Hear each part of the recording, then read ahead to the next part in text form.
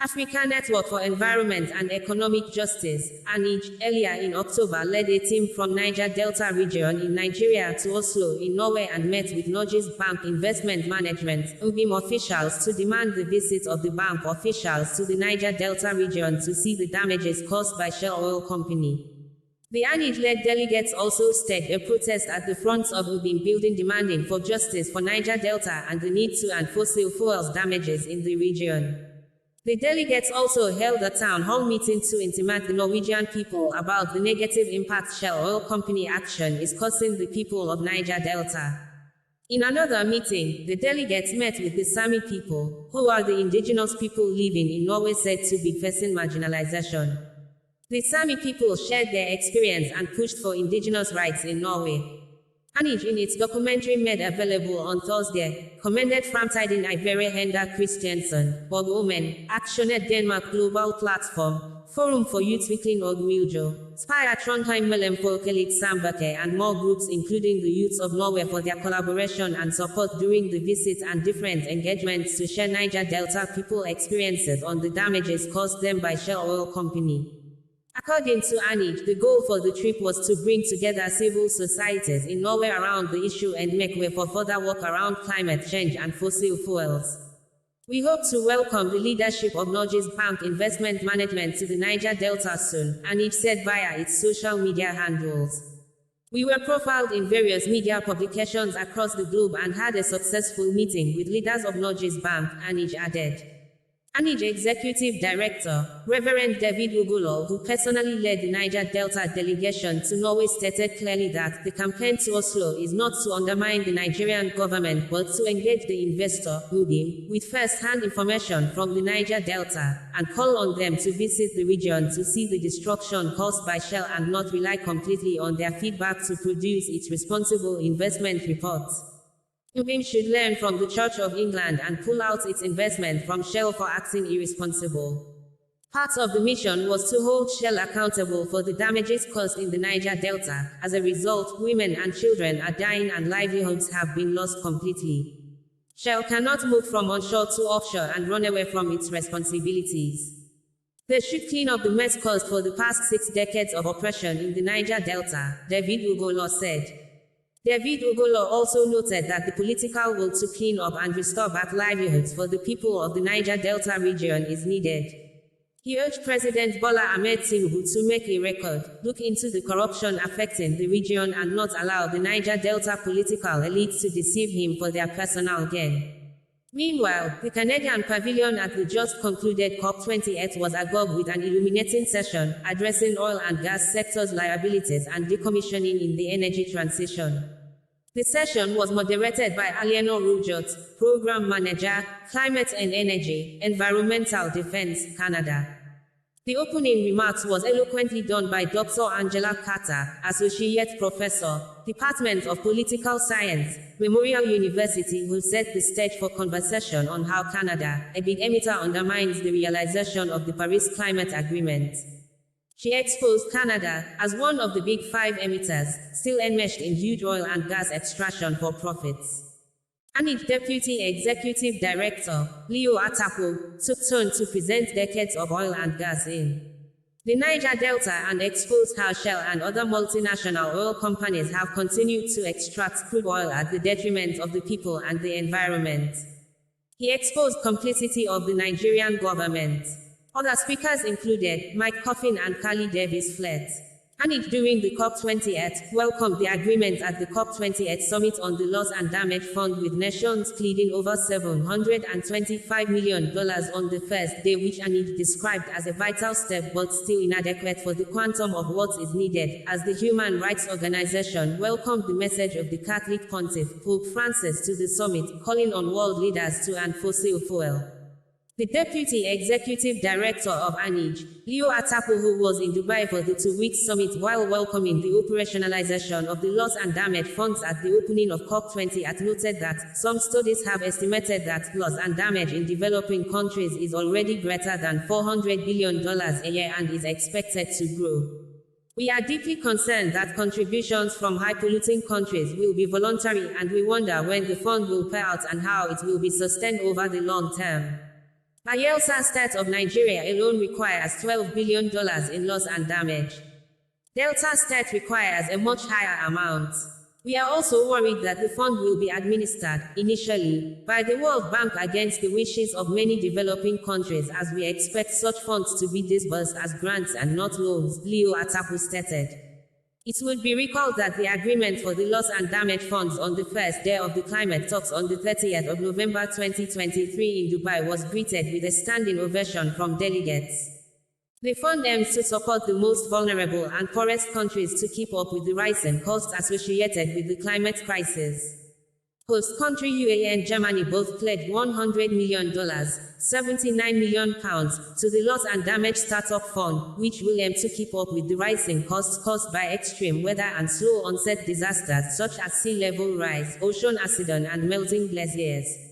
The ANEEJ deputy director also hailed the call by Pope Francis for lending his weight behind calls for an end to fossil fuels in a message delivered at the COP28. Pope Francis had called for an end to coal, oil and gas as well as lifestyle changes to save the planet. He also asked for debt forgiveness for poorer countries hit by climate change. We are particularly happy that the Catholic Pontiff, Pope Francis, has lent his voice to the calls for a need to urgently phase out fossil fuels, given that we have had to get the Archbishop of Canterbury and the Board of the Church of England pensions board to stop lending its moral and financial support to Shell, an oil company that have polluted and degraded the Niger Delta environment alongside other multinational oil companies. We want the big emitters, USA, China, Canada, Germany, Russia, Japan, India, and Indonesia, to save the planet by taking urgent steps to cut their carbon emissions.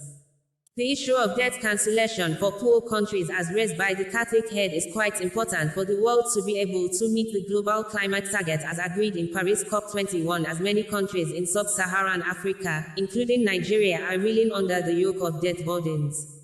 Debt cancellation for such countries is an imperative to achieving net zero. As a Nigerian, it was also heartwarming to see President Ahmed Bola Tinubu calling on industrialized nations to invest in alternative energy sources in Nigeria and Africa, since Africa, which contributes the least to carbon emissions, is at the worst hit, at a panel hosted by the COP28 presidency and the President of the United Arab Emirates, His Highness Sheikh Mohammed bin Zayed Al Nahyan. President Tinubu's emphasis on the need for risk management is vital for Africa's full and swift transition to cleaner energy sources, as, according to the President, Africa must not become a victim of the disruptions that come with climate change. Mitigation measures is quite significant, Lip Atapu stated. The ANEEJ deputy chief further stated that another significant milestone achieved is the COP28 presidency, in partnership with the World Health Organization and UAE Ministry of Health and Prevention, unveiling of the COP20 at UAE Declaration on Climate and Health, to place health at the heart of climate action and accelerate the development of climate-resilient, sustainable and equitable health systems. A set of new finance commitments on climate and health was announced to back up the political commitments, including a $300 million commitment by the Global Fund to prepare health systems, $100 million by the Rockefeller Foundation to scale up climate and health solutions, and an announcement by the UK government of up to £54 million British pounds. This is quite remarkable, Leo Atapu noted. COP is the primary decision-making body of the United Nations Framework Convention on Climate Change, UNFCCC, established in 1992. Representatives of 197 countries who have signed or are parties to the UNFCCC will participate primarily through debates and negotiations. Myself and 3 others from the Niger Delta made a long journey to Oslo, Norway. Our aim: to raise concerns about the Norway Oil Fund ineffective engagement with Shell in the past 10 years. The Oil Fund is one of the top 3 investors in fossil fuel company Shell, but has failed to get results. In Oslo, we were welcomed by Norwegian communities and groups and built strong alliances. We held a rally outside the Oil Fund's offices with some determined young people in a blizzard. We met with people at the Oil Fund, the Ethics Council, and Norwegian Parliament. In each case, we presented studies and stories showing that oil spill continued to plague the Niger Delta and that hardly anything has been done to clean up old oil spills dating back decades. Women and children are poisoned by gas flaring and struggle with polluted water and minimal food. In 2013, Norway's own Ethics Council investigated Shell and exposed those issues.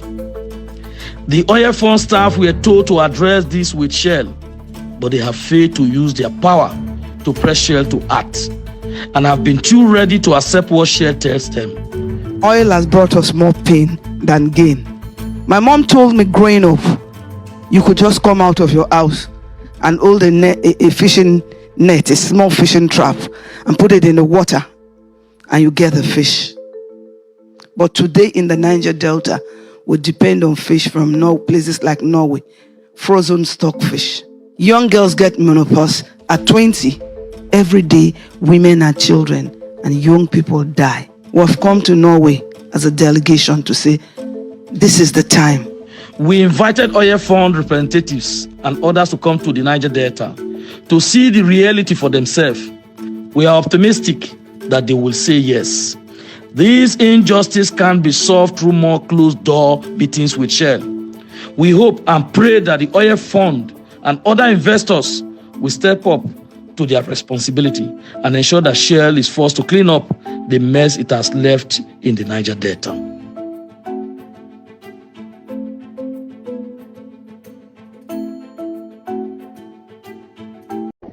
What do we want? Justice. When do we want it? Now. Bridget, what is your response to the meeting just now in the oil fund in Norway? I think the meeting with the Norges Bank was a good one. It's an eye-opener for the Norges Bank. They understand, they have some insight now into the reports and Shell operation. It was good we came, They need this kind of validation, for their reports, so that it's not one-sided. They understand the issues deeper, I would say this visit is one very important visit to move forward the issues of the Niger Delta and Shell operations in the Niger Delta. And we think we really want to engage more in the future. We really want to engage more because it will help a lot of things, because both sides will understand what's going on and what's the reality and the context. Okay, thank you. And just one other question.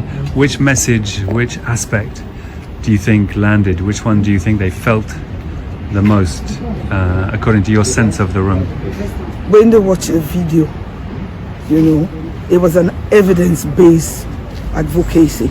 So they saw the evidence and it made them to understand that, their reports were not really sufficient. So you think they maybe have been misled by Shell and now they're realizing the other side? I think so, especially with the Shell consultant who's not a Nigerian. With our report, it gave them some sense of understanding that Shell was doctoring the reports. Thank you. Your impressions of meeting with the Norwegian Oil Fund, please. Yeah, I think this is the most emotional presentation I've ever had for a very long time.